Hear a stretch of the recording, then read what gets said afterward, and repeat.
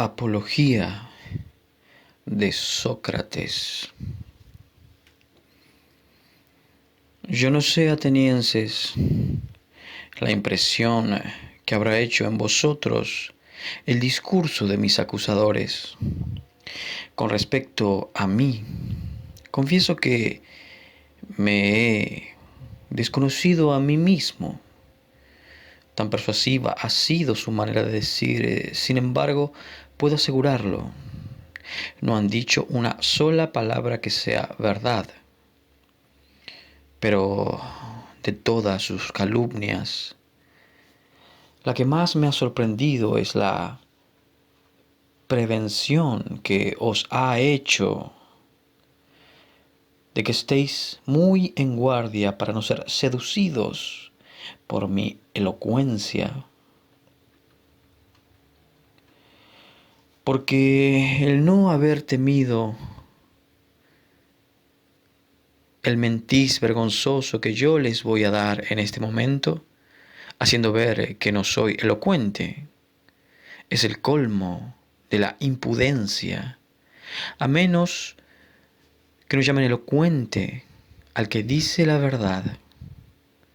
Si es esto lo que pretenden, confieso soy un gran orador.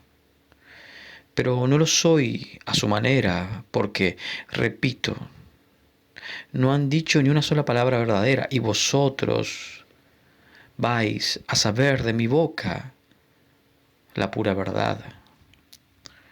No, por Júpiter, en una arenga vestida de sentencias brillantes y palabras escogidas como son los discursos de mis acusadores, sino en un lenguaje sencillo y espontáneo, porque descanso en la confianza de que digo la verdad y ninguno de vosotros debe esperar otra cosa de mí. No sería propio de mi edad venir, atenienses, ante vosotros como un joven que hubiese preparado un discurso. Por esta razón, la única gracia, atenienses, que os pido es que cuando veáis que en mi defensa emplee términos y maneras comunes, los mismos de que me he servido cuantas veces he conversado con vosotros en la plaza pública, en las casas de contratación y en los demás sitios en que me habéis visto, no os sorprendáis ni os irritéis contra mí, porque es esta la primera vez en mi vida que comparezco ante un tribunal de justicia, aunque cuento más de 70 años. Por lo pronto soy extraño al lenguaje que aquí se habla, y así, como si fuese yo un extranjero, me disimularíais que os hablase de la manera y en el lenguaje de mi país. En igual forma exijo de vosotros, y creo justa mi petición, que no hagáis aprecio de mi manera de hablar, buena o mala, y que me miréis solamente con toda la atención posible, si os digo cosas justas o no, porque en esto consiste toda la virtud del juez, como la del orador en decir la verdad. Es injusto que comience por responder a mis primeros acusadores y por refutar las primeras acusaciones antes de llegar a las últimas que se han suscitado contra mí, porque tengo muchos acusadores cerca de vosotros hace muchos años, los cuales nada han dicho que no sea falso.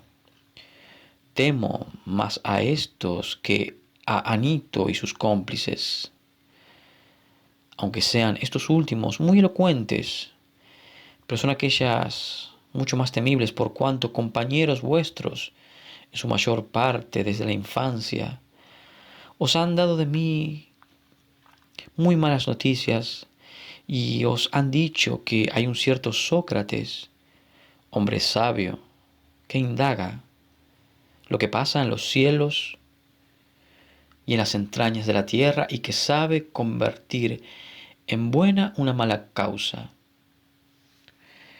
Los que han sembrado esos falsos rumores son mis más peligrosos acusadores, porque prestándoles oídos, nota al pie, los últimos acusadores de Sócrates fueron Anito, que murió después lapidado en el Ponto Licón, que sostuvo la acusación, y Mélito. Los demás a persuadirse que los hombres que se consagrarán a tales indagaciones no creen en la existencia de los dioses. Por otra parte, estos acusadores son en gran número y hacen mucho tiempo que están metidos en esta trama. Os han prevenido contra mí en una edad que ordinariamente es muy crédula, porque erais niños, la mayor parte o muy jóvenes, cuando me acusaban ante vosotros en plena libertad, sin que el acusado les contradijese. Y lo más injusto es que no me es permitido conocer ni nombrar a mis acusadores, a excepción de un cierto autor de comedias. Todos aquellos que por envidia o por malicia os han inoculado todas estas falsedades, y los que, persuadidos ellos mismos, han persuadido a otros, quedan ocultos, sin que pueda yo llamarlos ante vosotros ni refutarlos. Y por consiguiente, para defenderme es preciso que yo me bata, como suele decirse, con una sombra, y que ataque y me defienda sin que ningún adversario aparezca. Considerad, atenienses, que yo tengo que habérmelas con dos suertes de acusadores, como os he dicho, los que me están acusando a mucho tiempo y los que ahora me citan ante el tribunal. Y creedme, os lo suplico, es preciso que yo responda por lo pronto a los primeros, porque son los primeros a quienes habéis oído y han producido en vosotros más profunda impresión. Pues bien, atenienses, es preciso defenderse y arrancar de vuestro espíritu en tan corto espacio de tiempo una calumnia envejecida y que ha echado en vosotros profundas raíces. Desearía con todo mi corazón que fuese en ventaja vuestra y mía, y que mi apología pudiese servir para mi justificación, pero yo sé cuán difícil es esto. Sin que en este punto pueda hacerme ilusión, venga que los dioses quieran, es preciso obedecer a la ley y defenderse. Remontémonos, pues, al primer origen de la acusación, sobre la que he sido tan desacreditado y que ha dado a Mélito confianza para arrastrarme ante el tribunal. ¿Qué decían mis primeros acusadores? Porque es preciso presentar en forma su acusación como si apareciese escrita y con los juramentos recibidos. Sócrates es un impío. Por una curiosidad criminal quiere penetrar lo que pasa en los cielos y en la tierra. Convierte en buena una mala causa y enseña a los demás sus doctrinas. He aquí la acusación. Ya la habéis visto en la comedia de Aristófanes, en la que se presenta un cierto Sócrates que dice que se pasea por los aires y otras extravagancias semejantes que yo ignoro absolutamente. Y esto no lo digo porque desprecie esta clase de conocimientos. Si entre vosotros hay algún entendido en ellos, que Mélito no me formule nuevos cargos por esta concesión, sino que es sólo para haceros ver que yo jamás me he mezclado en tales ciencias, pudiendo poner por testigos a la mayor parte de vosotros. Los que habéis conversado conmigo y que estáis aquí en gran número, os conjuro a que declaréis si jamás me oísteis hablar de semejante clase de ciencia, ni de cerca ni de lejos, Y por esto conoceréis ciertamente que en todos esos rumores que se han levantado contra mí no hay ni una sola palabra de verdad. Y si alguna vez habéis oído que yo me dedicaba a la enseñanza y que exigía salario, es también otra falsedad. No es porque no tenga por muy bueno el poder instruir a los hombres, como hacen Gorgias de Leoncio, Pródico de Zeus e Hipias de Elea. Estos grandes personajes tienen el maravilloso talento, donde quiera que vayan, de persuadir a los jóvenes a que se unan a ellos y abandonen a sus conciudadanos cuando podrían estos ser sus maestros sin costarles un óbolo. Y no solo les pagan la enseñanza, sino que contraen con ellos una deuda de agradecimiento infinito. He oído decir que vino aquí un hombre de Paros, que es muy hábil, porque habiéndome hallado uno de esos días en casa de Calias, hijo de Hipónico, hombre que gasta más con los sofistas que todos los ciudadanos juntos, me dio ganas de decirle, hablando de sus dos hijos, Calias, si tuvieses por hijos 2 potros o 2 terneros, ¿no trataríamos de ponerles al cuidado de un hombre entendido, a quien pagásemos bien, para hacerlos tan buenos y hermosos, que pudieran serlo y les diera todas las buenas cualidades que deberían tener? ¿Y este hombre entendido no debería ser un buen picador y un buen labrador? Y puesto que tú tienes por hijos hombres, ¿qué maestros has resuelto darles? ¿Qué hombre conocemos que sea capaz de dar lecciones sobre los deberes del hombre y del ciudadano? Porque no dudo que hayas pensado en esto desde el acto que has tenido hijos. ¿Y conoces alguno? Sí, me respondió Calias. ¿Quién es? Le repliqué. ¿De dónde es y cuánto lleva? Es Ébeno, Sócrates, me dijo. Es de Paros y lleva 5 minas. Para lo sucesivo tendré a Ébeno por muy dichoso, si es cierto que tiene este talento y puede comunicarlo a los demás. Por lo que a mí me toca, atenienses, me llenaría de orgullo y me tendría por afortunado si tuviese esta cualidad, pero desgraciadamente no la tengo. Alguno de vosotros me diría, quizás, pero Sócrates, ¿qué es lo que haces? ¿De dónde nacen estas calumnias que se han propalado contra ti? Porque si te has limitado a hacer lo mismo que hacen los demás ciudadanos, jamás debieron esparcirse tales rumores. Dinos, pues, el hecho de verdad para que no formemos un juicio temerario. Esta objeción me parece justa. Voy a explicaros lo que tanto me ha desacreditado y ha hecho mi nombre tan famoso. Escuchadme, pues. Quizás algunos de entre vosotros creerán que yo no hablo seriamente, pero estad persuadidos de que no os diré más que la verdad. La reputación que yo haya podido adquirir no tiene otro origen que una cierta sabiduría que existe en mí. ¿Cuál es esta sabiduría? Quizás es una sabiduría puramente humana y corro el riesgo de no ser en otro concepto sabio, al paso que los hombres de que acabo de hablaros son sabios, de una sabiduría mucho más humana. Nada tengo que deciros de esta última sabiduría, porque no la conozco. Y todos los que me la imputan mienten y solo intentan calumniarme. No os incomodéis, atenienses, si al parecer os hablo de mí mismo demasiado ventajosamente. Nada diré que proceda de mí, sino que lo atestiguaré con una autoridad digna de confianza.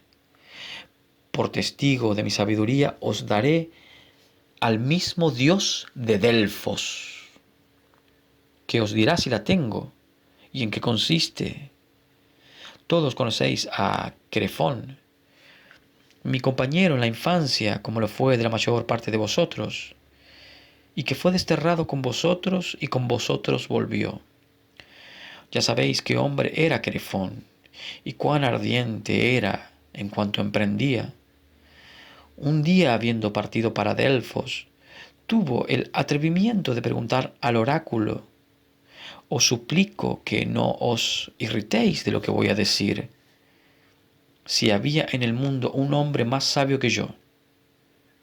La Pitia respondió que no había ninguno, que Crefón ha muerto, pero su hermano, que está presente, podrá dar fe de ello.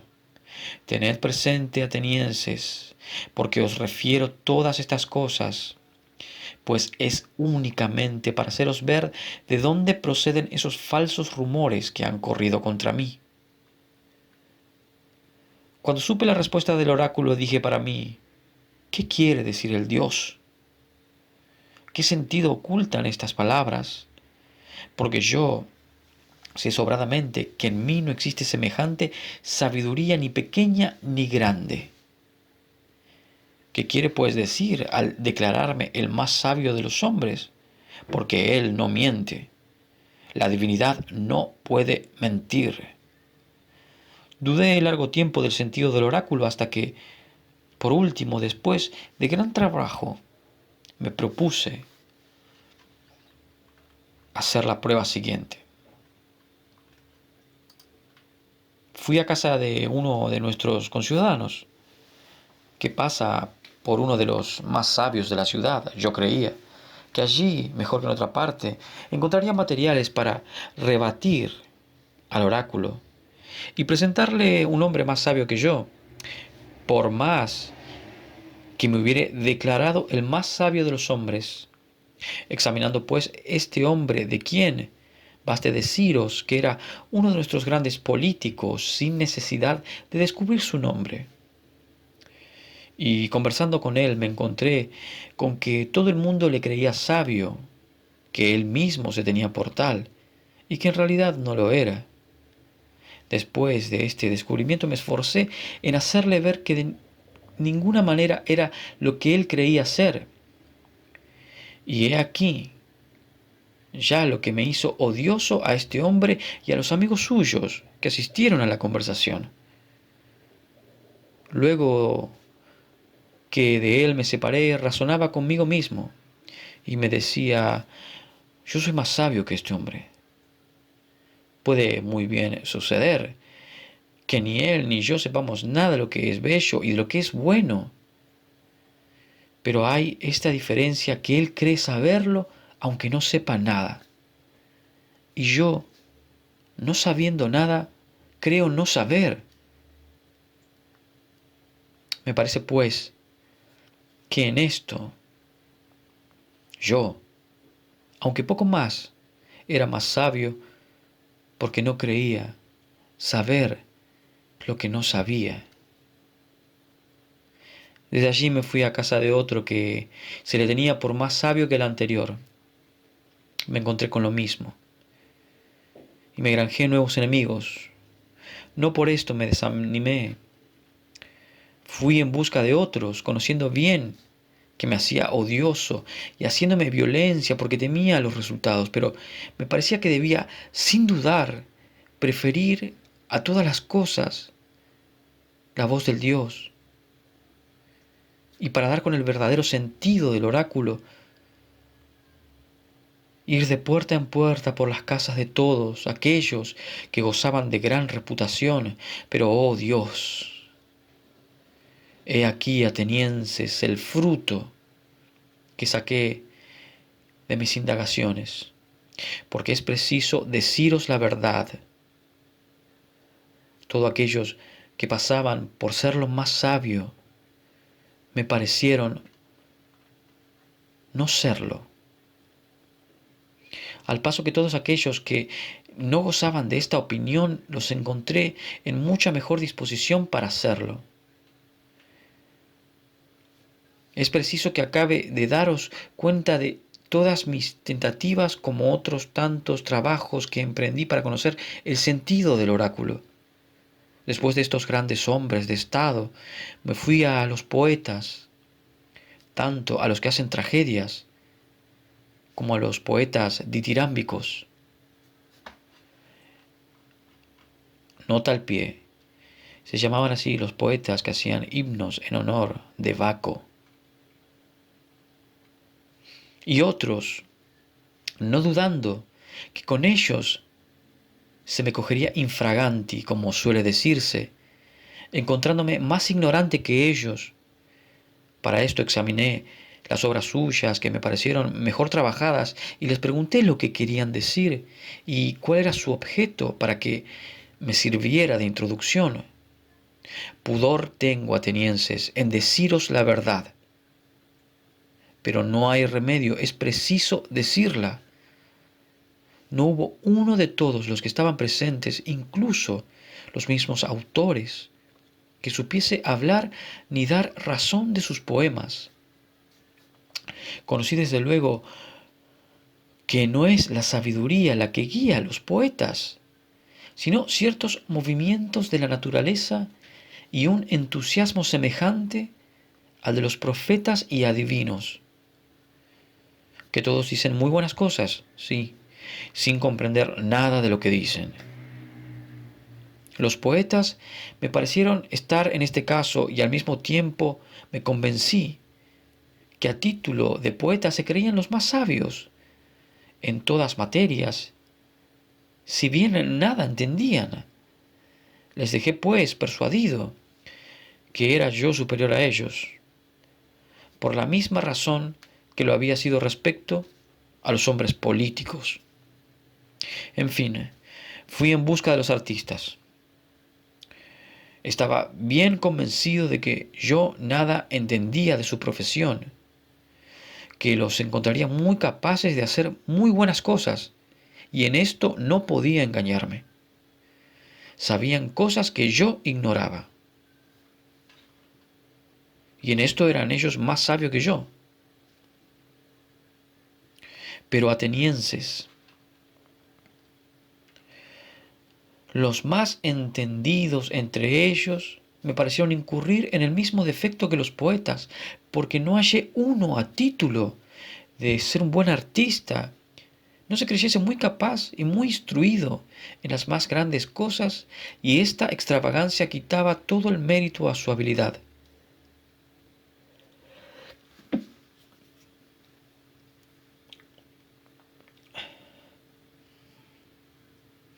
Me pregunté, pues, a mí mismo, como si hablara por el oráculo, si quería más ser tal como soy sin la habilidad de estas gentes, igualmente sin su ignorancia, o bien tener la una y la otra y ser como ellos. Me respondí a mí mismo y al oráculo que era mejor para mí ser como soy.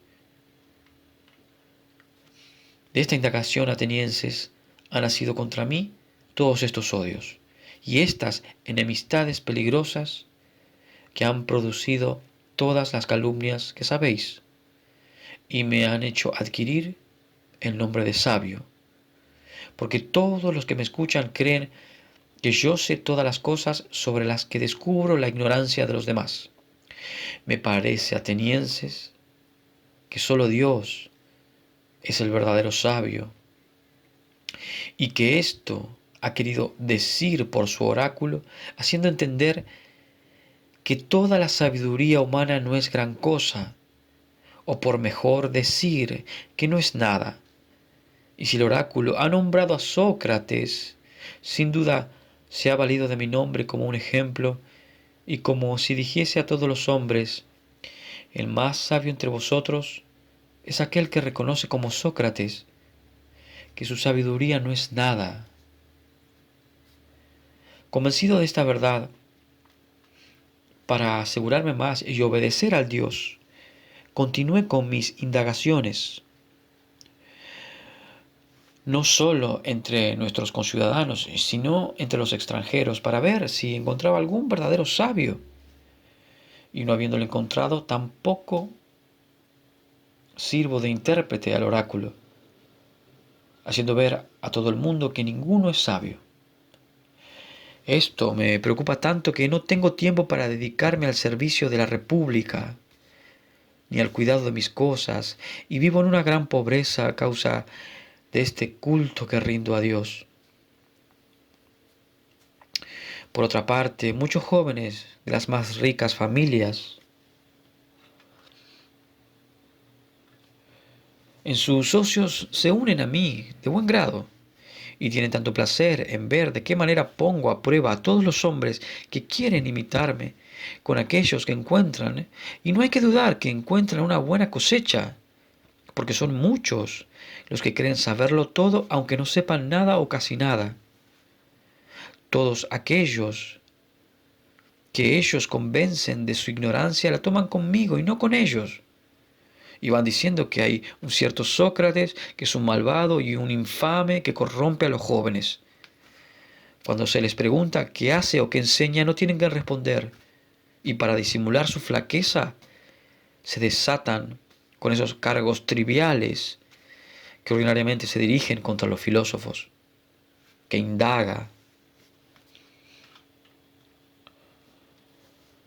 lo que pasa en los cielos y en las entrañas de la tierra, que no cree en los dioses, que hace buenas las malas cosas, las malas causas, y todo porque no se atreven a decir la verdad, que es que Sócrates los coge infraganti y descubre que figuran que saben cuando no saben nada. Intrigantes, activos y numerosos, hablando de mí con plan combinado y con una elocuencia capaz de seducir a largo tiempo, que os soplan al oído todas estas calumnias que han forjado contra mí. Y hoy han destacado con este objeto a Mélito, Ánito y Licón, los oradores, representan los poetas, Anito los políticos y artistas, y Licón los oradores. Esta es la razón porque, como os dije al principio, tendría por un gran milagro si en tan poco espacio pudiese destruir una calumnia que ha tenido tanto tiempo para echar raíces y fortificarse en vuestro espíritu. He aquí, atenienses, la verdad pura. No os oculto ni disfrazo nada, aun cuando no ignoro que cuanto digo no hace más que envenenar la llaga. Y esto prueba que digo la verdad. Y que tal es el origen de estas calumnias. Cuantas veces queráis tomar el trabajo de profundizarlas, sea ahora o sea más adelante, os convenceréis plenamente de que este es el origen. Aquí tenéis una apología que considero suficiente contra mis primeras acusaciones. Pasemos ahora a los últimos y tratemos de responder a Mélito, a este hombre de bien tan llevado, si hemos de creerle, por el amor a la patria. Repitamos esta última acusación como hemos enunciado la primera. Él aquí más o menos. Sócrates es culpable porque corrompe a los jóvenes, porque no cree en los dioses del Estado y porque en lugar de estos pone divinidades nuevas bajo nombres de demonios. He aquí la acusación.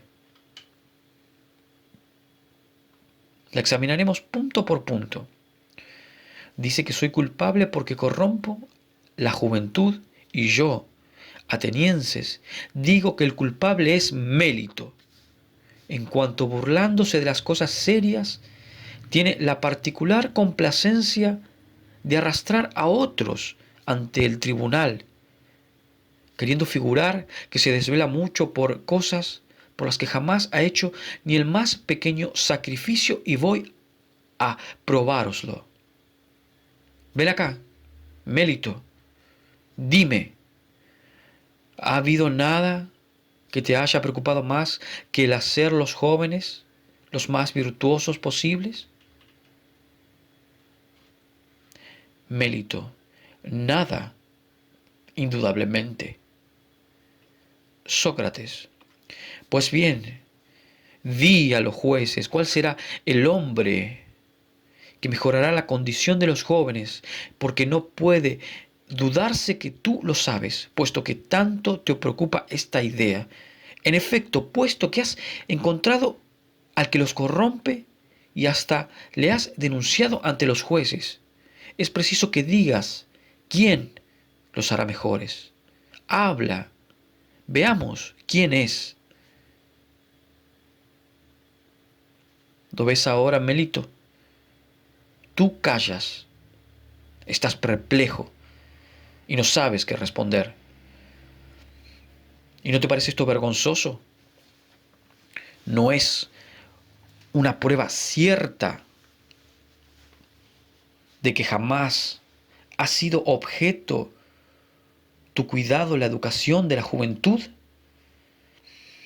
Pero repito, excelente Mélito, ¿quién es el que puede hacer mejores a los jóvenes? Mélito, las leyes. Sócrates, Mélito, no es lo que pregunto. Y te pregunto, ¿quién es el hombre? Porque es claro que la primera cosa que este hombre debe saber son las leyes. Mélito, son Sócrates los jueces aquí reunidos. Sócrates, ¿cómo, Mélito?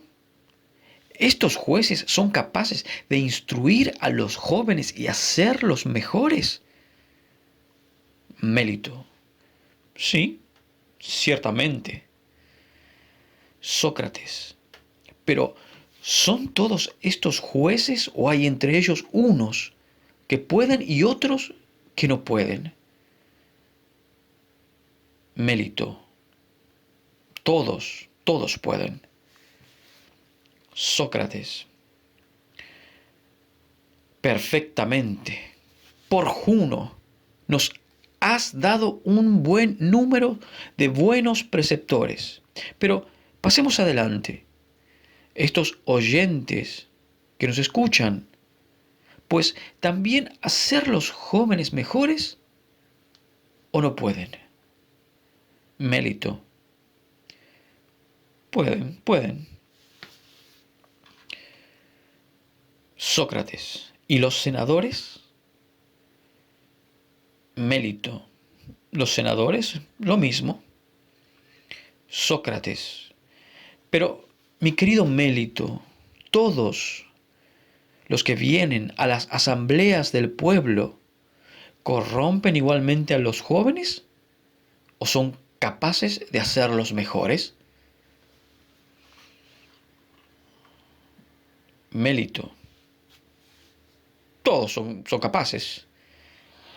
Sócrates, se sigue de aquí que todos los atenienses pueden hacer a los jóvenes mejores, menos yo. Solo yo los corrompo.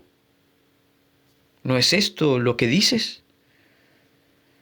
Mélito, lo mismo. Sócrates, verdaderamente, buena desgracia es la mía. Pero continúa respondiéndome. ¿Te parece que sucederá lo mismo con los caballos? ¿Pueden todos los hombres hacerlos mejores y que solo uno tenga el secreto de echarlos a perder? ¿O es todo lo contrario lo que sucede? ¿Es uno solo? ¿O hay un cierto número de picadores que pueden hacerlos mejores? Y el resto de los hombres, si se sirven de ellos, ¿no los echan a perder? ¿No sucede esto mismo con todos los animales? Sí, sin duda, ya convengáis en ello, Anito, y tú o no convengáis, porque sería una gran fortuna y gran ventaja para la juventud.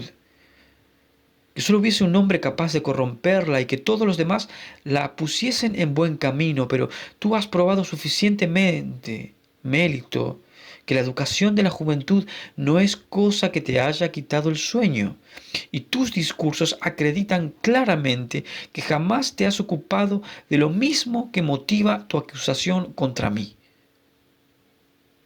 Por otra parte, te suplico por Júpiter, Mélito, me respondas a esto. ¿Cuál es mejor? ¿Habitar con hombres de bien o habitar con pícaros? Respóndeme, amigo mío, porque mi pregunta no puede ofrecer dificultad. ¿No es cierto que los pícaros causan siempre mal a los que los tratan y que los hombres de bien producen a los mismos un efecto contrario? Mélito, sin duda, Sócrates. ¿Hay alguno que prefiera recibir daño de aquellos con quienes trata a recibir utilidad? Respóndeme, porque la ley manda que me respondas. ¿Hay alguno que quiera más recibir mal que bien? Mélito, no, no hay nadie. Sócrates, pero veamos, cuando me acusas de corromper la juventud y de hacerla más mala, ¿sostienes que lo hago con conocimiento o sin quererlo? Mélito, con conocimiento. Sócrates, tú eres joven y yo anciano. ¿Es posible que tu sabiduría supere tanto la mía, que sabiendo tú que el roce con los malos causa mal y el roce con los buenos causa bien, me supongas tan ignorante que no sepa que si convierto en malos los que me rodean, me expongo a recibir mal, y que a pesar de esto insista y me persista queriéndolo y sabiéndolo? En este punto, Mélito, yo no te creo ni pienso que haya en el mundo quien pueda creerte. Una de dos, o yo corrompo a los jóvenes, o si los corrompo lo hago sin saberlo y a pesar mío. Y de cualquier manera, que sea, eres un calumniador.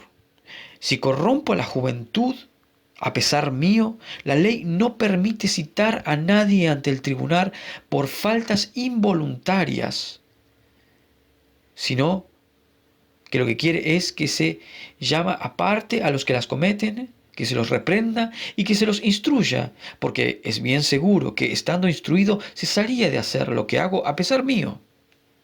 Pero tú, con intención, lejos de verme e instruirme, me arrastras ante este tribunal donde la ley quiere que se cite a los que merecen castigos, pero no a los que solo tienen necesidad de prevenciones. Así, atenienses, he aquí una prueba evidente, como os decía antes, de que Mélito jamás ha tenido cuidado de estas cosas, jamás ha pensado en ellas. Sin embargo, responde aún y dinos, ¿cómo corrompo a los jóvenes? ¿Es según tu denuncia, enseñándoles a no reconocer a los dioses que reconoce la patria y enseñándoles además a rendir culto bajo el nombre de demonios a otras divinidades? ¿No es esto lo que dices? Sí, Mélito, sí, es lo mismo. Sócrates, Mélito, en nombre de esos mismos dioses de que ahora se trata, explícate de una manera un poco más clara por mí y por estos jueces, porque no acabo de comprender si me acusan de enseñar que hay muchos dioses, y en este caso sí creo que hay dioses, no soy ateo, y falta la materia para que sea yo culpable, o si estos dioses no son del Estado. ¿Esto es lo que me acusas? ¿O bien me acusas que no admito ningún Dios y que enseño a los demás que no reconozcan a ninguno? Mélito, te acuso de no reconocer ningún Dios. Sócrates. Oh, maravilloso, Mélito. ¿Por qué dices eso? ¿Qué? Yo no creo como los demás hombres que el sol y la luna son dioses. Mélito. No, por Júpiter, atenienses. No lo cree porque dice que el sol es una piedra y la luna una tierra. Sócrates. Pero tú acusas a Anaxágoras, mi querido Mélito. Desprecia a los jueces, porque los crees harto ignorantes, puesto que te imaginas que no saben que los libros de Anaxágoras y de Clasómenes están llenos de aserciones de esta especie. Por lo demás, ¿qué necesidad tendrían los jóvenes de aprender de mí cosas que podían ir a oír todos los días a la orquesta por un dracma a lo más? Magnífica ocasión se les presentaba para burlarse de Sócrates, si Sócrates se atribuye doctrinas que no son suyas y tan extrañas y absurdas por otra parte. Pero dime, en nombre de Júpiter, ¿pretendes que yo no reconozco ningún dios? Mélito. Sí, por Júpiter, tú no reconoces ninguno. Sócrates. Dices, Mélito, cosas increíbles. Ni estás tampoco de acuerdo contigo mismo. A mi entender parece atenienses que Mélito es un insolente, que no ha intentado estas acusaciones sino para insultarme con toda la audacia de un imberbe, porque justamente solo ha venido aquí para tentarme y proponerme un enigma. Diciéndose a sí mismo, veamos si Sócrates, este hombre que pasa por tan sabio, reconoce que me burlo y que digo cosas que se contradicen, o si consigo engañar no solo a él, sino a todos los presentes. Efectivamente se contradice en su acusación, porque es como si dijera, Sócrates es culpable en cuanto no reconoce dioses y en cuanto los reconoce. ¿Y esto no es burlarse? Así lo juzgo yo. Seguidme, pues, ateniense, os lo suplico. Y como os dije al principio, no os irritéis contra mí si os hablo a mi manera ordinaria. Responde, Mélito. ¿Hay alguno en el mundo que crea que hay cosas humanas y que no hay hombres? Jueces, mandad que responda y que no haga tanto ruido. ¿Hay quien crea que hay reglas para enseñar a los caballos y que no hay caballos? ¿Que hay tocadores de flauta y que no hay aires de flauta? No hay nadie. Excelente, Mélito. Yo responderé por ti si no quieres responder. Pero dime, ¿hay alguno que crea en cosas propias de los demonios y que sin embargo crea que no hay demonios? Mélito. No, sin duda. Sócrates, qué trabajo ha costado arrancarte esta confesión. Al cabo respondes. Pero es preciso que los jueces te fuercen a ello. Dices que reconozco y enseño cosas propias de los demonios, ya sean viejas o nuevas. Siempre es cierto por tu voto propio que yo creo en cosas tocantes a los demonios. Y así lo has jurado en tu acusación. Si creo en cosas demoníacas, necesariamente creo en los demonios. ¿No es así? Sí, sin duda, porque tomo tu silencio por un consentimiento. Y estos demonios, no estamos convencidos de que son dioses o hijos de dioses. ¿Es así? ¿Sí o no? Mélito. Sí. Sócrates. Por consiguiente, puesto que yo creo en los demonios según tu misma confesión y que los demonios son dioses, he aquí la prueba de lo que yo decía, de que tú nos propinas enigmas para divertirte a mis expensas, diciendo que no creo en los dioses y que sin embargo creo en los dioses, puesto que creo en los demonios.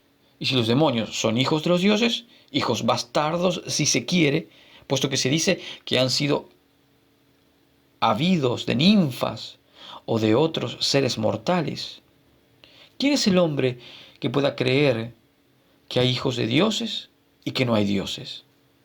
Esto es tan absurdo como creer que hay mulos nacidos de caballos y asnos y que no hay caballos ni asnos.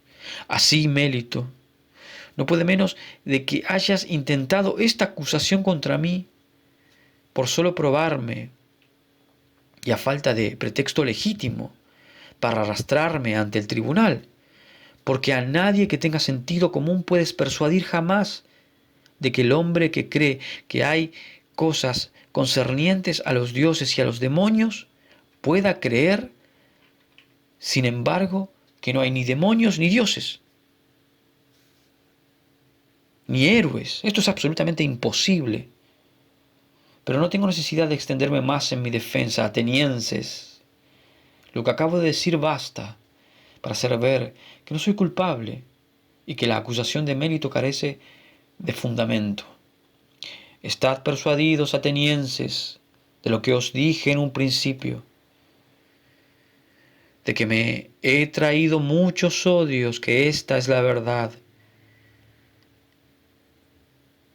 y que lo que me perderá si sucumbo no será ni Mélito ni Ánito, será este odio, esta envidia del pueblo que hace víctimas a tantos hombres de bien y que harán perecer en lo sucesivo a muchos, muchos más. Porque no hay que esperar que se satisfagan con el sacrificio solo de mi persona. Quizás me dirá alguno, ¿no tienes remordimiento, Sócrates, en haberte consagrado a un estudio que te pone en este momento en peligro de muerte? A este hombre le daré una respuesta muy decisiva y le diré que se engaña mucho al creer que un hombre de valor tome en cuenta los peligros de la vida o de la muerte. Lo único que debe mirar en todos sus procederes es ver si lo que hace es justo o injusto, si es acción de un hombre de bien o de un malvado. De otra manera, se seguiría que los semidioses que murieron en el sitio de Troya debieron ser los más insensatos, y que particularmente el hijo de Fetis, que para evitar su deshonra despreció el peligro hasta el punto que, impaciente por matar a Héctor y requerido por la diosa su madre, que le dijo, si mal no me acuerdo, hijo mío, si vengas la muerte de Patroclo, tu amigo, matando a Héctor, tú morirás, porque tu muerte debe seguir a la de Héctor. Él, después de esta amenaza, despreciando el peligro y la muerte y temiendo más vivir como un cobarde, sin vengar a sus amigos,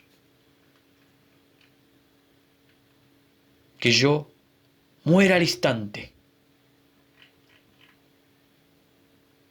Nota al pie, Homero, Ilíada, libro 18, versos 96-98.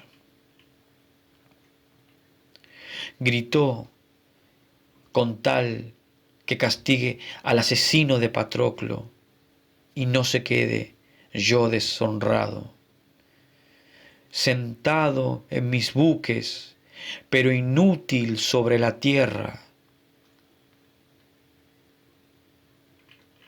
Nota al pie, Homero, Ilíada, libro 18, verso 104.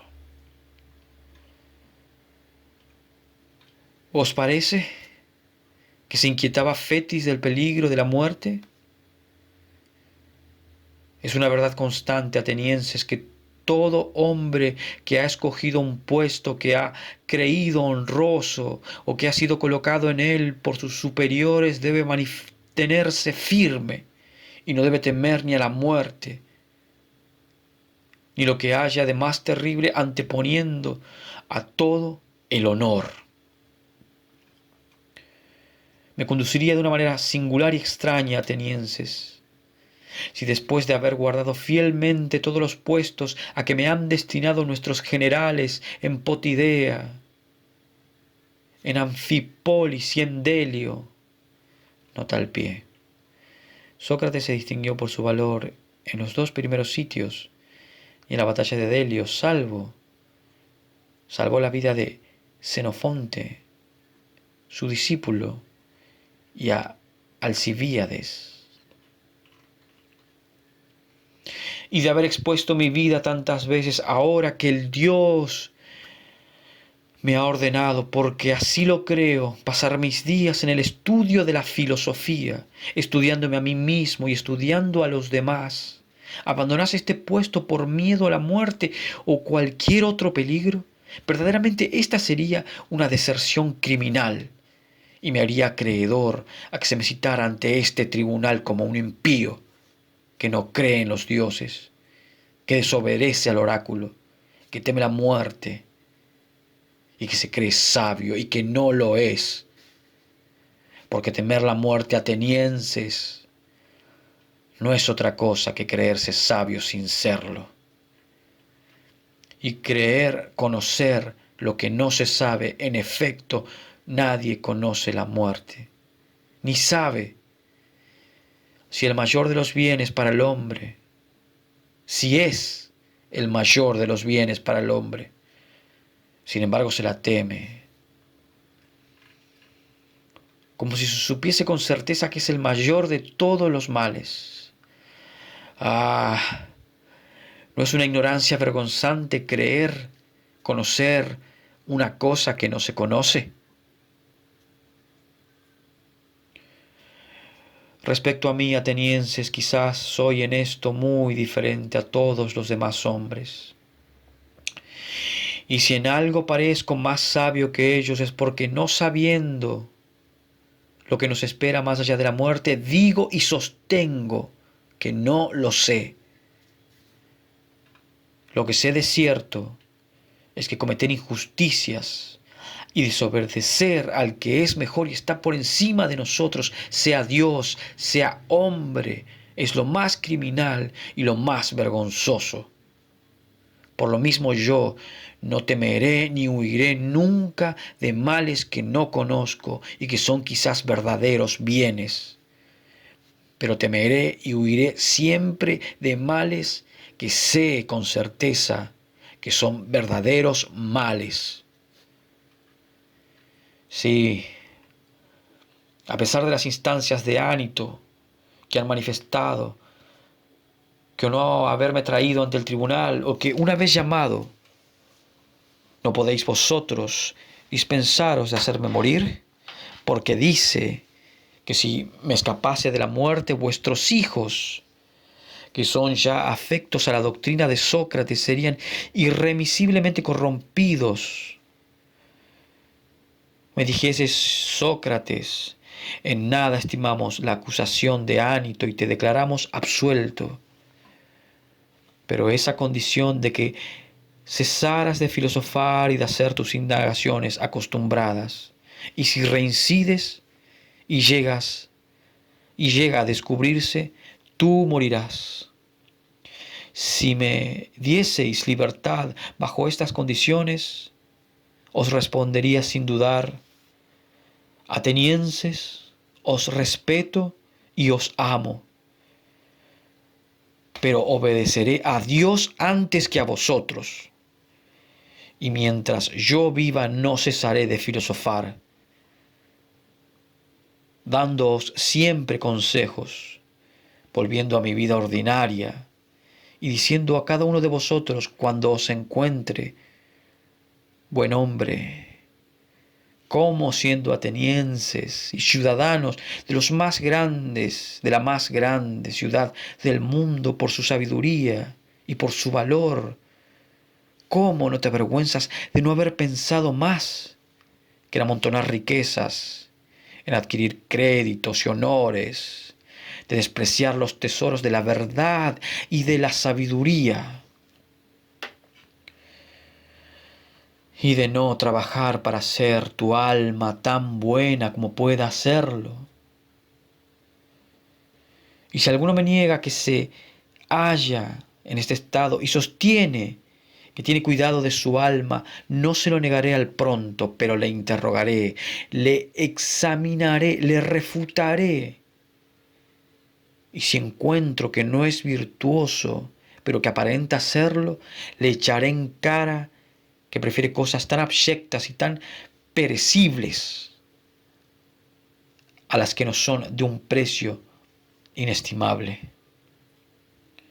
He aquí de qué manera hablaré a los jóvenes y a los viejos, a los ciudadanos y a los extranjeros, pero principalmente a los ciudadanos, porque vosotros me tocáis más de cerca, porque es preciso que sepáis que esto es lo que el Dios me ordena. Yo estoy persuadido de que el mayor bien que ha disfrutado esta ciudad es este servicio continuo que yo rindo al Dios. Toda mi ocupación es trabajar para persuadiros, jóvenes y viejos, que el cuidado del cuerpo y de las riquezas, antes que cualquier otro cuidado, es el del alma y de su perfeccionamiento. Porque no me canso de deciros que la virtud no viene de las riquezas, sino por el contrario, que las riquezas vienen de la virtud. Y que es aquí de donde nacen todos los demás bienes públicos y particulares. Si diciendo estas cosas corrompo a la juventud, es preciso que estas máximas sean una ponzoña, porque si se pretende que digo otra cosa, se os engaña o se os impone. Dicho esto, no tengo nada que añadir. Haced lo que pide Anito o no lo hagáis. Dadme libertad o no me la deis. Yo no puedo hacer otra cosa, aunque hubiera de morir 1000 veces. Pero no murmuréis, atenienses. Concededme la gracia que os pedí al principio. Que me escuchéis con calma. Calma que creo que no os será infructuosa, porque tengo que deciros otras muchas cosas que quizás os harán murmurar, pero no os dejéis llevar de vuestra pasión. Estad persuadidos de que si me hacéis morir en el supuesto de lo que os acabo de declarar, el mal no será solo para mí. En efecto, ni Anito ni Mélito pueden causarme mal alguno, porque el mal no puede nada contra el hombre de bien. Me harán quizá condenar a muerte o a destierro, o a la pérdida de mis bienes y mis derechos de ciudadano, males espantosos a los ojos de Mélito y de sus amigos, pero yo no soy de su dictamen. A mi juicio, el más grande de todos los males es hacer lo que hace Anito en este momento, que es trabajar para hacer morir a un inocente. En este momento, atenienses,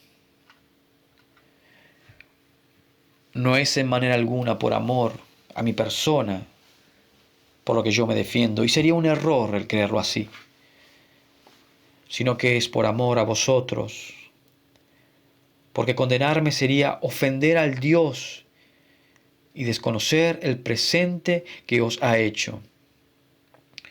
Muertos yo, atenienses, no encontraréis fácilmente otro ciudadano que el Dios conceda a esta ciudad.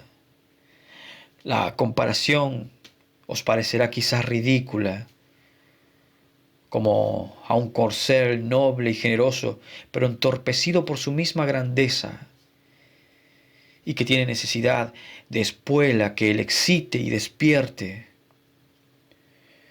Se me figura que soy yo el que Dios ha escogido para excitaros, para punzaros, para predicaros todos los días, sin abandonaros un solo instante. Bajo mi palabra, atenienses, difícil será que encontréis otro hombre que llene esta misión como yo.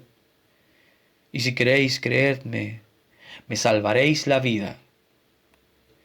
Pero quizás, fastidiados y soñolientos, desecharéis mi consejo y entregados a la pasión de Anito, que me condenaréis muy a la ligera. ¿Qué resultará de esto? ¿Qué pasaréis el resto de su vida en un adormecimiento profundo, a menos que el Dios no tenga compasión de vosotros y os envíe otro hombre que se parezca a mí, que ha sido Dios el que me ha encomendado esta misión para con vosotros? Es fácil inferirlo, pero lo que os voy a decir, por lo que os voy a decir, hay un no sé qué de sobrehumano en el hecho de haber abandonado y durante tantos años mis propios negocios por consagrarme a los vuestros, dirigiéndome a cada uno de vosotros en particular, como un padre o un hermano mayor puede hacerlo, y exhortándoos sin cesar a que practiquéis la virtud. Si yo hubiera sacado alguna recompensa de mis exhortaciones, tendríais algo que decir. Pero veis claramente que mis mismos acusadores, que me han calumniado con tanta impudencia, no han tenido valor para echármelo en cara, y menos para probar con testigos que yo haya exigido jamás ni pedido el menor salario. Y en prueba de la verdad de mis palabras os presento un testigo irrecusable: mi pobreza. Quizá parecerá absurdo que me haya entrometido a dar a cada uno en particular lecciones, y jamás me haya atrevido a presentarme en vuestras asambleas para dar mis consejos a la patria. Quien me lo ha impedido, atenienses, ha sido este demonio familiar, esta voz divina que tantas veces os he hablado y que ha servido a Mélito para formar donosamente un capítulo de acusación. Este demonio se ha pegado a mí desde mi infancia. Es una voz que no se hace escuchar sino cuando quiere separarme de lo que he resuelto hacer, porque jamás me excita a emprender nada. Ella es la que me ha opuesto siempre cuando he querido mezclarme en los negocios de la República. Y ha tenido razón. Porque a largo tiempo, creedme, atenienses, que yo no existiría si me hubiera mezclado en los negocios públicos y no hubiera podido hacer las cosas que he hecho en beneficio vuestro y el mío. No os enfadéis, os suplico, si no os consulto nada. Todo hombre que quiera oponerse franca y generosamente a todo un pueblo, sea el vuestro o cualquier otro, y que se empeñe en evitar que se cometan iniquidades en la República, no lo hará jamás impunemente. Es preciso de toda necesidad que el que quiere combatir por la justicia, por poco que quiera vivir, sea solo simple particular y no hombre público. Voy a daros pruebas magníficas de esta verdad, no con palabras, sino con otro recurso que estimáis más, con hechos. Oíd lo que a mí mismo me ha sucedido, para que así conozcáis cuán incapaz soy de someterme a nadie yendo contra lo que es justo por temor a la muerte. Y cómo, no cediendo nunca, es imposible que deje yo de ser víctima de la injusticia. Os referiré cosas poco agradables, mucho más en boca de un hombre que tiene que hacer su apología, porque son muy verdaderas. Ya sabéis, atenienses, que jamás he desempeñado ninguna magistratura y que tan solo he sido senador. La tribu Antioquida, a la que pertenezco, estaba en turno en el Pritáneo, cuando contra toda ley os empeñasteis en procesar bajo un contexto a los 10 generales que no habían enterrado los cuerpos de los ciudadanos muertos en el combate naval de las Arginusas. Nota al pie, este combate fue dado por Celicrátidas, general de los lacedemonios, contra los 10 generales atenienses. Estos últimos consiguieron la victoria. Injusticia que reconocéis y de las que os arrepentisteis después. Entonces fui el único senador que se atrevió a oponerse a vosotros para impedir esta violación de las leyes. Protesté contra vuestro decreto, y a pesar de los oradores que se preparaban para denunciarme, a pesar de vuestras amenazas y vuestros gritos, quise más correr este peligro con la ley y la justicia que consentir con vosotros en tan insigne iniquidad, sin que me arredraran ni las cadenas ni la muerte. Esto acaeció cuando la ciudad era gobernada por el pueblo, pero después que se estableció la oligarquía, habiéndonos matado a los 30 tiranos y a otros 4, y a mí, a Tolos, 2. Nota al pie, Tolos era la sala de despacho de los británeos o senadores. Nos dieron la orden de conducir desde Salamina a León, el salaminiano, para hacerle morir. Porque daban estas órdenes a muchas personas para comprometer el mayor número de ciudadanos posibles en sus iniquidades. Y entonces yo hice ver, no con palabras, sino con hechos, que la muerte a mis ojos era nada. Permítaseme esta expresión, y que mi único cuidado consista en no cometer impiedades e injusticias. Todo el poder de estos 30 tiranos, por terrible que fuese, no me intimidó, ni fue bastante para que me manchara con tan impía iniquidad. Cuando salimos de Tolos, los otros 4 fueron a Salamina y condujeron aquí a León. Y yo me retiré a mi casa, y no hay que dudar que mi muerte hubiera seguido a mi desobediencia si en aquel momento no se hubiera verificado la abolición de aquel gobierno. Existe un gran número de ciudadanos que pueden testimoniar de mi veracidad. ¿Creéis que hubiera yo vivido tantos años si me hubiera mezclado en los negocios de la República y como hombre de bien hubiera combatido toda esa clase de intereses para dedicarme exclusivamente a defender la justicia? Esperanza vana, atenienses, ni yo ni ningún otro hubiera podido hacerlo. Pero la única cosa que me he propuesto toda mi vida, en público y en particular, es no ceder ante nadie, sea quien fuere, contra la injusticia, ni ante esos mismos tiranos que mis calumniadores quieren convertir en mis discípulos. Jamás he tenido por oficio el enseñar.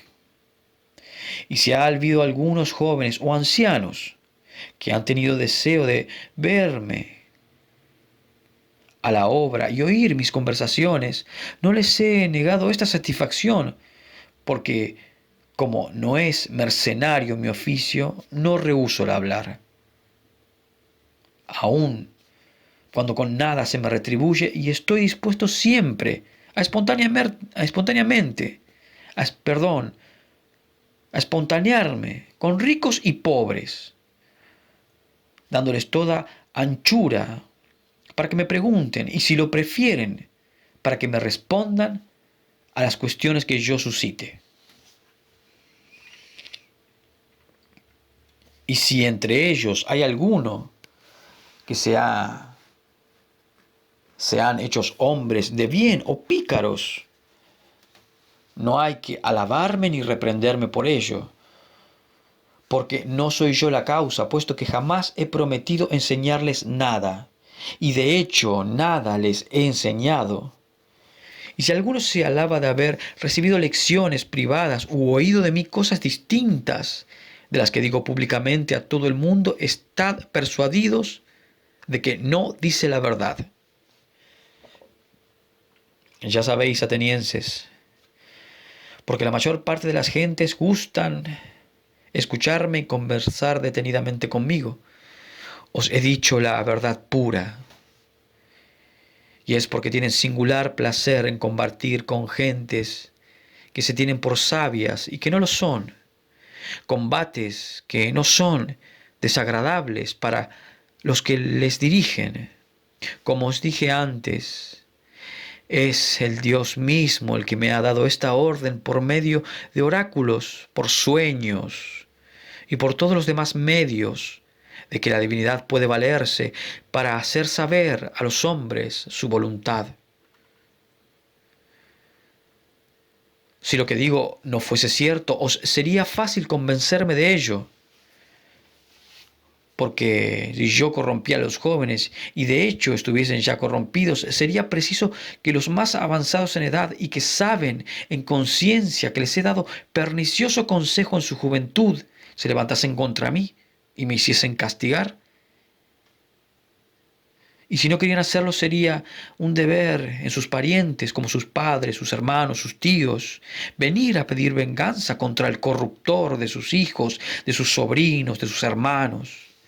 Veo muchos que están presentes, como Critón, que es de mi pueblo y de mi edad, padre de Critóbulo, que aquí se halla, Lisanias, Desfetios, padre de Esquines, también presente, Antifón, también del pueblo de Cefisa, y padre de Epigenes, y muchos otros cuyos hermanos han estado en relación conmigo, como Nicóstrates, hijo de Sótidas, y hermano de Teodoto, que ha muerto, y que por lo tanto no tiene necesidad del socorro.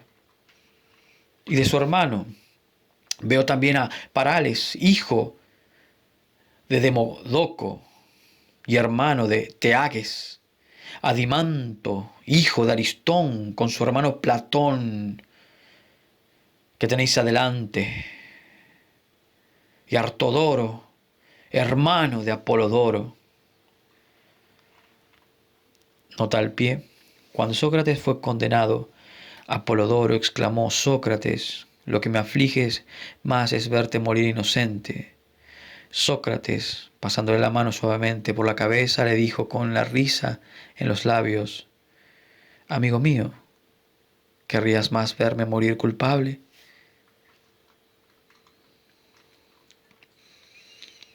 Y muchos más, entre los cuales está obligado Mélito a tomar por lo menos uno o dos para testigos de su causa. Si no ha pensado en ello aún, es tiempo. Yo le permito hacerlo. Que diga pues si puede, pero no puede, atenienses.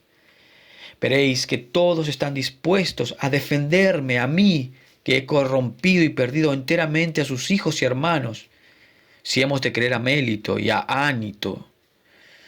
No quiero hacer valer la protección de los que he corrompido, porque podrían tener sus razones para defenderme. Pero sus padres, que no he seducido y que tienen ya cierta edad, ¿qué otra razón pueden tener para protegerme más que mi derecho y mi inocencia? ¿No saben que Mélito es un hombre engañoso y que yo no digo más que la verdad? He aquí, atenienses, las razones de que puedo valerme para mi defensa. Las demás, que paso en silencio, son de la misma naturaleza. Pero quizá habrá alguno entre vosotros que, acordándose de haber estado en el puesto en el que yo me hallo, se irritará contra mí, porque peligros muchos menores los ha conjurado, suplicando a sus jueces con lágrimas, y para excitar más a la compasión, haciendo venir aquí a sus hijos, sus parientes y sus amigos, mientras que yo no he querido recurrir a semejante aparato, a pesar de las señales que se advierten de que corro el mayor de todos los peligros. Quizá, presentándose a su espíritu esta diferencia, les agriará contra mí, y dando en tal situación su voto, la darán con indignación. Si hay algo que abrigue estos sentimientos, lo que no creo, y solo lo digo en hipótesis, la excusa más racional de que puedo valerme con él es decirle: amigo mío, tengo también parientes, porque para servirme de la expresión de Homero, yo no he salido de una encina o de una roca. Nota al pie, Odisea, libro 19, verso 163. Sino que he nacido como todos los demás hombres. De suerte, atenienses, que tengo parientes y tengo 3 hijos, de los cuales el mayor está en la adolescencia y otros 2 en la infancia, y sin embargo no les haré comparecer aquí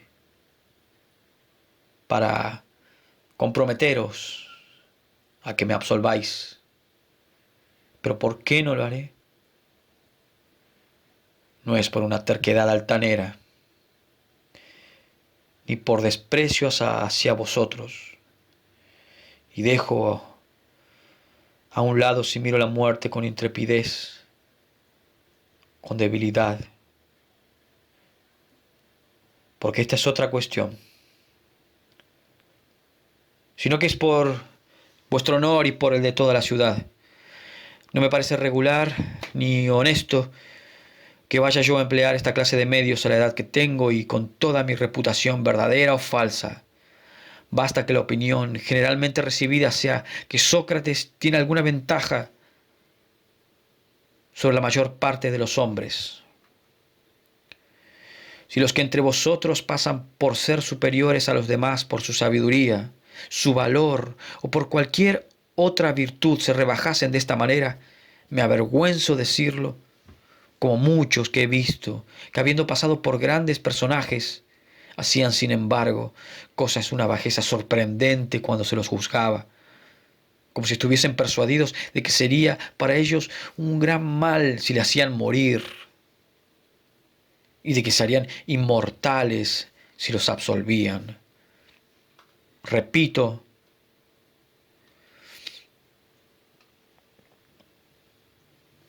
que obrando así harían la mayor afrenta a esta ciudad, porque darían lugar a que los extranjeros creyeran que los más virtuosos de entre los atenienses, preferidos para obtener los más altos honores y dignidades por la elección de los demás, en nada se diferencian de miserables mujeres.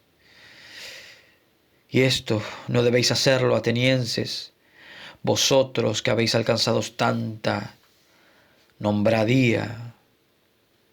Y si quisiéramos hacerlo, estáis obligados a impedirlo y declarar que condenaréis más pronto a aquel que recurra a estas escenas trágicas para mover a compasión, poniendo en ridículo vuestra ciudad, que aquel que espere tranquilamente la sentencia que pronunciéis. Pero sin hablar de la opinión, atenienses, No me parece justo suplicar al juez ni hacer absolver a fuerza de súplicas. Es preciso persuadirle y convencerle, porque el juez no está sentado en su silla para complacer violando la ley, sino para hacer justicia obedeciéndola, así como lo ha ofrecido por juramento, y no está en su poder hacer gracia a quien le agrade, porque está en la obligación de hacer justicia. No es conveniente que os acostumbremos al perjurio, ni vosotros debéis dejaros acostumbrar, porque los unos y los otros seremos igualmente culpables con los dioses. No esperéis de mí, atenienses, que yo recurra para con vosotros a cosas que no tengo por buenas, ni justas, ni piadosas, y menos que lo haga en una ocasión en que me veo acusado de impiedad por Mélito, porque si os ablandase con mis súplicas y os forzase a violar vuestro juramento, sería evidente que os enseñaría a no creer en los dioses y, queriendo justificarme, probaría contra mí mismo que no creo en ellos. Pero es una fortuna, atenienses, que esté yo en esta creencia. Estoy más persuadido de la existencia de Dios que ninguno de mis acusadores, y es tan grande la persuasión que me entrego a vosotros y al Dios de Delfos, a fin de que me juzguéis como creías, mejor para vosotros y para mí. Terminada la defensa de Sócrates, los jueces, que eran 556, procedieron a la votación y resultaron 281 votos en contra y 275 en favor. Y Sócrates, condenado por una mayoría de 6 votos, tomó la palabra y dijo: no creáis, atenienses, que me haya conmovido el fallo que acabáis de pronunciar contra mí, y esto por muchas razones. La principal, porque ya estaba preparado para recibir este golpe. Mucho más sorprendido estoy con el número de votantes en pro y en contra, y no esperaba verme condenado por tan escaso número de votos. Advierto que solo por 3 votos no he sido absuelto. Ahora veo que me he librado de las manos de Mélito, y no solo librado, sino que os consta a todos que si Ánito y Licone no se hubieran levantado para acusarme, Mélito hubiera pagado 6.000 dracmas. Nota al pie: era preciso que el acusador obtuviese la mitad más 1/5 parte de los votos. Por no haber obtenido la 1/5 parte de votos, Mélito me juzga digno de muerte en buena hora. ¿Y yo de qué pena? Nota al pie: la ley permitía al acusado condenarse a una de estas 3 penas: prisión perpetua, multa, destierro. Sócrates no cayó en este lazo. Me juzgaré digno. Veréis claramente, atenienses, que yo no escojo más que lo que merezco. ¿Y cuál es? ¿A qué pena? ¿A qué multa voy a condenarme por no haber callado las cosas buenas que aprendí durante toda mi vida, por haber despreciado lo que los demás buscan con tanto afán, las riquezas, el cuidado de los negocios domésticos, los empleos y las dignidades, por no haber entrado jamás en ninguna cábala ni en ninguna conjuración, prácticas bastante ordinarias en esta ciudad, por ser conocido como hombre de bien, no queriendo conservar mi vida, valiéndome de medios tan indignos? Por otra parte, sabéis que jamás he querido tomar ninguna profesión en la que pudiera trabajar al mismo tiempo, en provecho vuestro y en el mío, y que mi único objeto ha sido procuraros a cada uno de vosotros en particular el mayor de los bienes, persuadiéndoos a que no atendáis a las cosas que os pertenecen antes que al cuidado de vosotros mismos, para haceros más sabios y más perfectos, lo mismo que es preciso tener cuidado de la existencia de la república antes de pensar en las cosas que la pertenecen y así de los demás. Dicho esto, ¿de qué soy digno? De un gran bien sin duda, atenienses. Si proporcionáis verdaderamente la compensa al mérito de un gran bien que pueda convenir a un hombre tal como yo, y que es lo que conviene a un hombre pobre, que es vuestro bienhechor y que tiene necesidad de un gran desahogo para ocuparse en exhortaros, nada le conviene tanto a atenienses como el ser alimentado en el Pritáneo, y esto les es más debido que a los que entre vosotros han ganado el premio en las corridas de caballo y carros en los Juegos Olímpicos. Nota al pie: los ciudadanos de grandes servicios serán mantenidos en el Pritáneo con los 50 senadores en ejercicio. Porque estos con sus victorias hacen que aparezcamos felices, y yo os hago no en la apariencia, sino en la realidad. Por otra parte, estos no tienen necesidad de este socorro y yo la tengo. Si en justicia es preciso adjudicarme una recompensa digna de mí, esta es la que merezco: el ser alimentado en el Pritáneo. Al hablaros así, atenienses, quizá me acusaréis de que lo hago con la terquedad y arrogancia con que deseché antes los lamentos y las súplicas, pero no hay nada de eso. El motivo que tengo es, atenienses, que abrigo la convicción de no haber hecho jamás el menor daño a nadie, queriéndolo y sabiéndolo. No puedo hoy persuadiros de ello porque el tiempo que me queda es muy corto. Si tuvieseis una ley que ordenase que un juicio de muerte durara muchos días, como se practica en otras partes, y no uno solo, estoy persuadido que os convencería. Pero ¿qué medio hay para destruir tantas calumnias en tan corto espacio de tiempo? Estando convencidísimo de que no he hecho daño a nadie, ¿cómo he de hacérmelo a mí mismo, confesando que merezco ser castigado e imponiéndome a mí mismo una pena que, por no sufrir el suplicio a que me condena Mélito, suplicio que verdaderamente no sé si es un bien o un mal, iré yo a escoger alguna de esas penas que sé con certeza que es un mal y me condenaré yo mismo a ella? ¿Será quizás una prisión perpetua? ¿Y qué significa vivir siempre si yo, esclavo de los 11? Nota al pie: eran los magistrados encargados de la vigilancia de las prisiones. ¿Será una multa y prisión hasta que la haya pagado? Esto equivale a lo anterior, porque no tengo con qué pagarla. Me condenaré al destierro.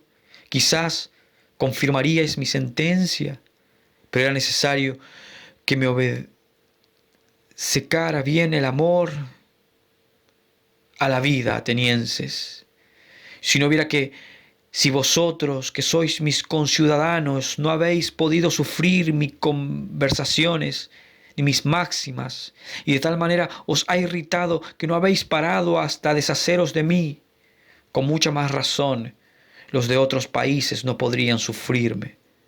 Preciosa vida para Sócrates, si a sus años, arrojado de Atenas, se viera errante de ciudad en ciudad como un vagabundo y como un proscrito.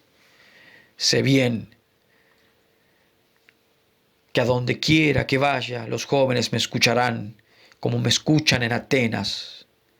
Pero si los rechazo, harán que sus padres me destierren, y si no los rechazo, sus padres y parientes me arrojarán por causa de ellos. Pero me dirá quizá alguno: ¿qué, Sócrates? Si marchas desterrado, ¿no podrás mantenerte en reposo y guardar silencio? Ya veo que este punto es de los más difíciles.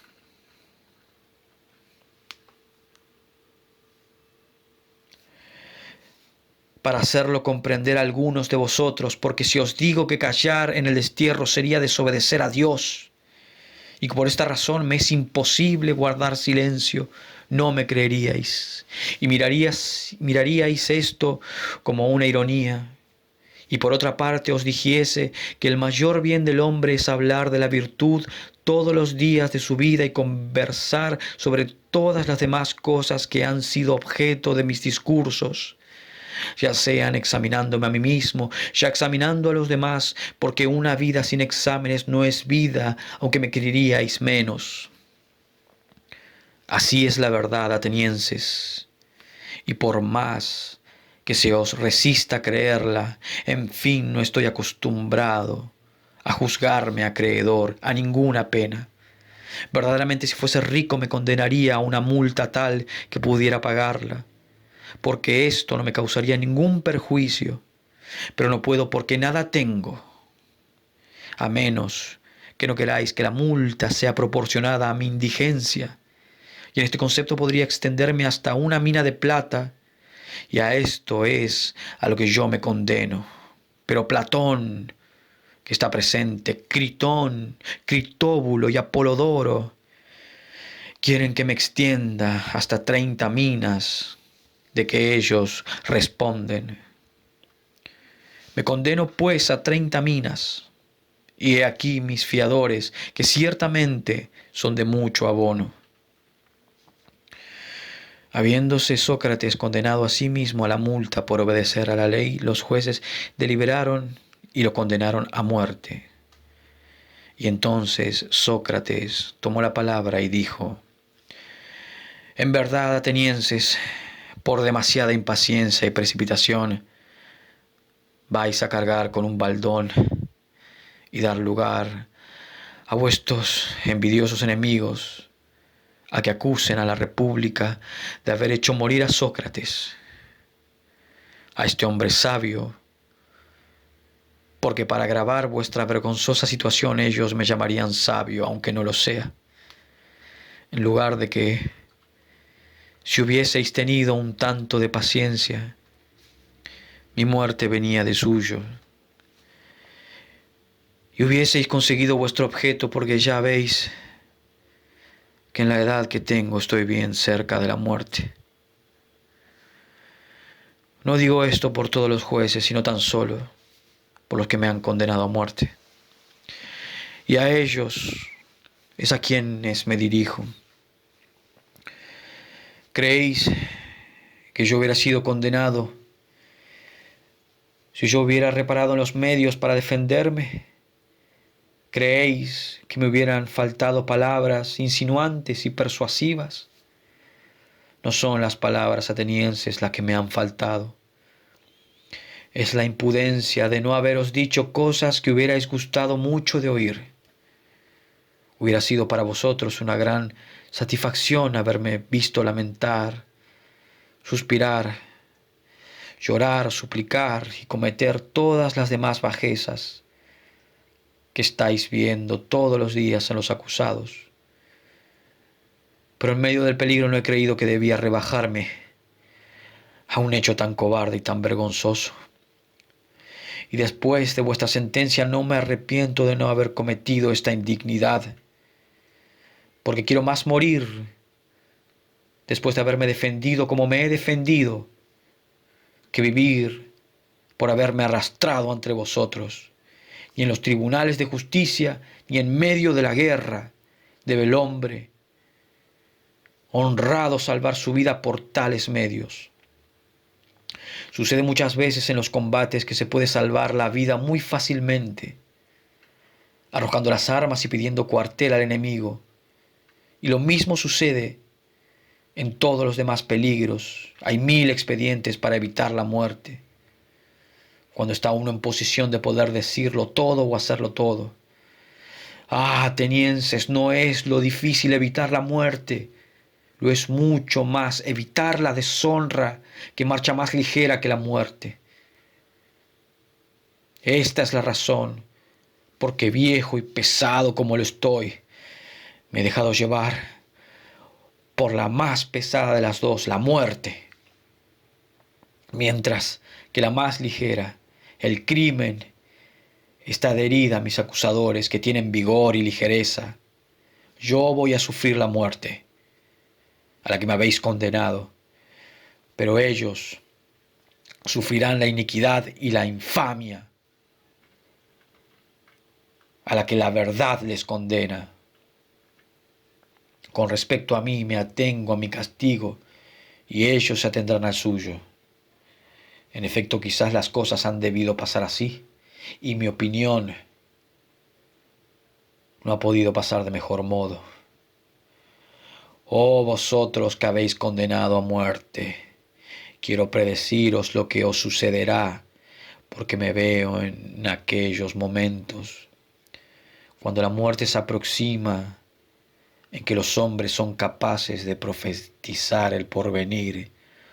Os lo anuncio, vosotros que me hacéis morir. Vuestro castigo no tardará cuando yo haya muerto, y será por Júpiter más cruel que el que me imponéis. En deshaceros de mí solo habéis intentado descargaros del importuno peso de dar cuenta de vuestra vida, pero os sucederá todo lo contrario. Yo os lo predigo. Se levantará contra vosotros y os reprenderá un gran número de personas que han estado contenidas por mi presencia, aunque vosotros no lo apercibíais. Pero después de mi muerte serán tanto más importunos y difíciles de contener, cuanto que son más jóvenes. Y os irritaréis vosotros, porque si creéis que basta matar a uno para impedir que otros os echen en cara que vivís mal, os engañáis. Esta manera de libertarse de sus censores ni es decente ni posible. La que es a la vez muy decente y muy fácil es no cerrar la boca a los hombres, sino hacerse mejor. Lo dicho basta para los que me han condenado, y los entrego a sus propios remordimientos. Con respecto a los que me habéis absuelto con vuestros votos atenienses, conversaré con vosotros con el mayor gusto, mientras que los 11 estén ocupados y no se me conduzca al sitio donde deba morir. Concededme, os lo suplico, un momento de atención, porque nada impide que conversemos juntos, puesto que da tiempo. Quiero deciros como amigos una cosa que acaba de sucederme y explicaros lo que significa. Sí, jueces míos, y llamándolos así, no me engaño en el nombre. Me ha sucedido hoy una cosa muy maravillosa.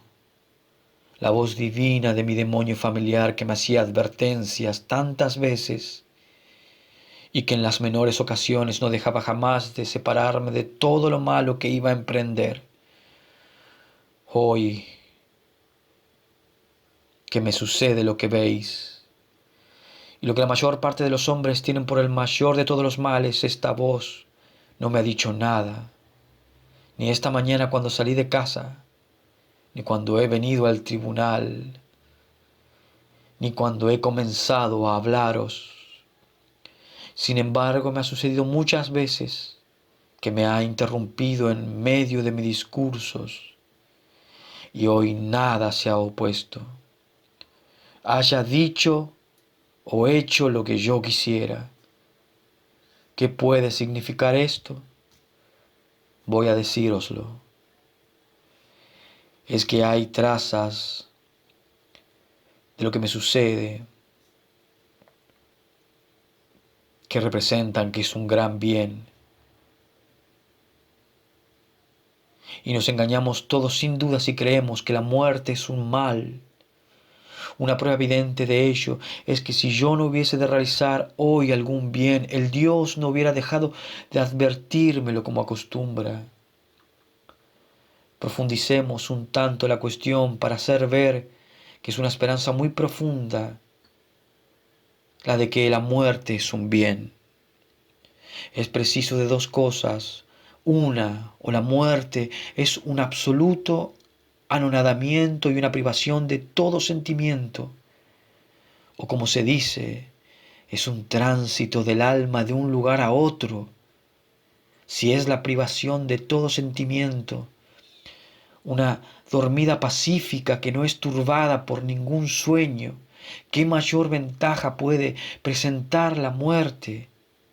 Porque si alguno, después de haber pasado una noche muy tranquila, sin ninguna inquietud, sin ninguna turbación, sin el menor sueño, la comparase con todos los demás días y con todas las demás noches de su vida, y se le obligase a decir en conciencia cuántos días y noche había pasado que fuesen más felices que aquella noche, estoy persuadido de que no sólo un simple particular, sino el mismo gran rey encontraría bien pocos y le sería muy fácil contarlos.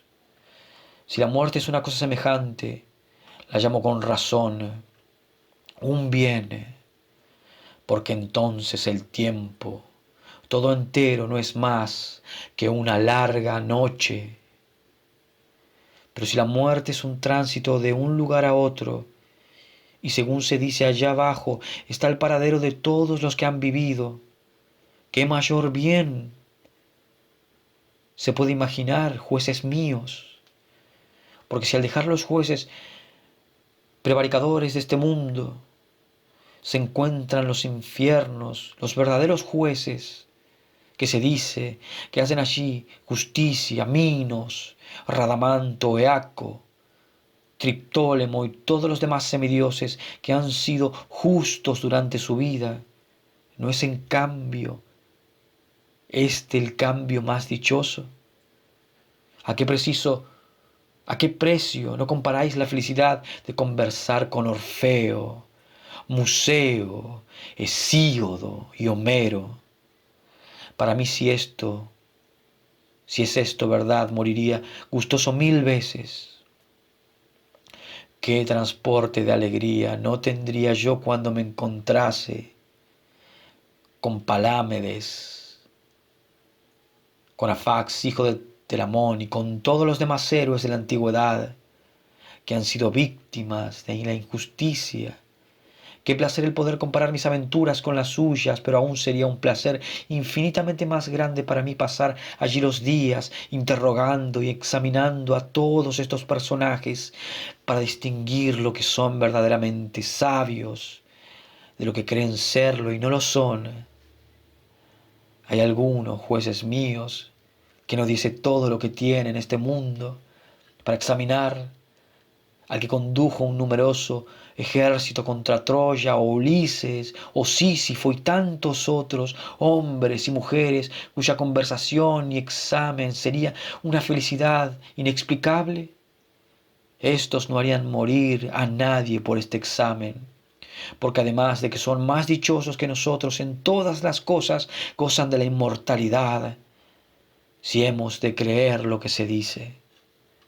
Esta es la razón, jueces míos, para que nunca perdáis la esperanza, aun después de la tumba, fundados en esta verdad, que no hay ningún mal para el hombre de bien ni durante su vida ni después de su muerte, y que los dioses tienen siempre cuidado de cuanto tiene relación con él. Porque lo que en este momento me sucede a mí no es obra del azar, y estoy convencido de que el mejor partido para mí es morir desde luego y libertarme así de todos los disgustos de esta vida. He aquí por qué la voz divina nada me ha dicho en este día. No tengo ningún resentimiento contra mis acusadores, ni contra los que me han condenado, aun cuando no haya sido su intención hacerme un bien, sino por el contrario hacerme un mal, lo que sería un motivo para quejarme de ellos, pero solo una gracia tengo que pedirles. Cuando mis hijos sean mayores, os suplico, los hostiguéis, los atormentéis como yo os he atormentado a vosotros. Si veis que prefieren las riquezas a la virtud y que se creen algo cuando no son nada, no dejéis de sacarlos a la vergüenza si no se aplican a lo que deben aplicarse y creen ser lo que no son, porque así es como yo he obrado con vosotros. Si me concedéis esta gracia, lo mismo, yo que mis hijos no podremos menos de alabar vuestra justicia, pero ya es tiempo de que nos retiremos de aquí. Yo para morir, vosotros para vivir. Entre vosotros y yo, ¿quién lleva la mejor parte? Esto es lo que nadie sabe, excepto Dios.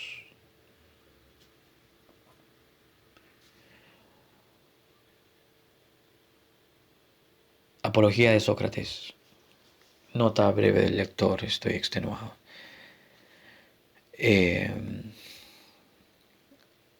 Todo lo que está en boca de Sócrates llega por medio de Platón. Sócrates no dejó nada escrito, nunca escribió nada. Su método era la oratoria mediante la mayéutica, hacer preguntas para ver todo lo que dice acá en el discurso, para ver hasta qué cierto punto llegaba el conocimiento y lo que se adjudicaba como conocimiento mediante la pregunta y la repregunta con el que conversaba, ¿no? Por decirlo así de una manera coloquial. Y todo lo que llega de Sócrates es por parte directa de Platón. Todos los discursos platónicos de muchos libros del autor, de ahí proviene todo lo que es este principio del idealismo que después plantea Platón, sobre todo en la visión que tenía Sócrates de la vida, la visión de que la vida era una preparación para la muerte, que eso es el factor fundamental que después va a generar en Platón, ¿no? Todo el tema del idealismo y de una conformación de los dos mundos y todas esas cuestiones. Pero bueno, acá es creo que es el principio de todo.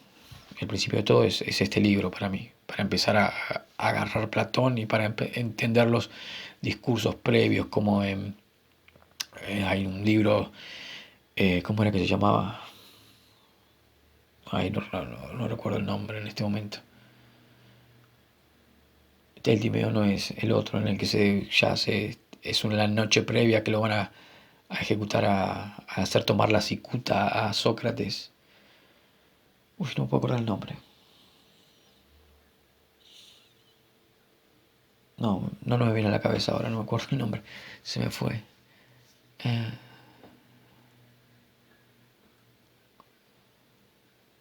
Fedón, el Fedón. Sí, mal no recuerdo, es el Fedón. En el que, bueno, Sócrates empieza hablando también del dolor mismo y del placer, de toda su manera de ver las sensaciones, ¿sí? Lo que provocaban, y habla un poco de la reminiscencia, y va empezando a hablar de todo el tema de la otra vida, cosa que, retornando a Nietzsche, le da con un palo, ¿no? No cree en nada, el tipo no le va a Sócrates ni ahí. Pero bueno, es un análisis de esta lectura que me lleva a otros conceptos. Pero bueno, apología de Sócrates, para mí, para empezar con Platón, es empezar por esto. Creo que es el factor fundamental que lo impactó de sobremanera.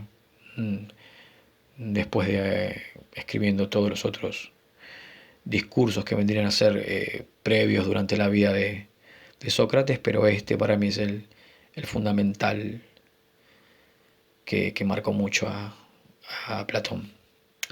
Bueno, hasta acá.